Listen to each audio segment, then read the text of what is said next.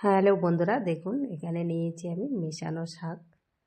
দেখুন অনেক রকমের শাক আছে এখানটায়। আর দেখুন আলুর গাছ, আলুর পাতাও নিয়েছি।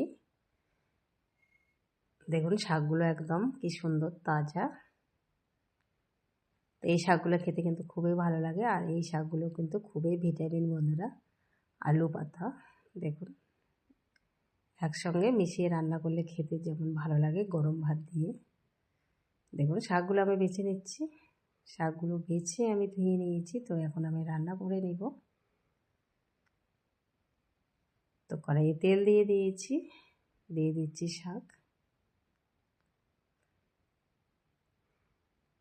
একটু নাড়াচাড়া করে নিচ্ছি, দিয়ে দিচ্ছি পরিমাণ মতো লবণ। লবণ দিয়ে আমি ঢাকা দিয়ে দিব। দেখুন লবণ দেওয়ার সাথে সাথে জল বেরিয়ে গেছে, তো কাঁচা লঙ্কা দিয়ে দিলাম, চিড়ে রেখেছি। এখন আমি ঢাকনা লাগিয়ে দেব।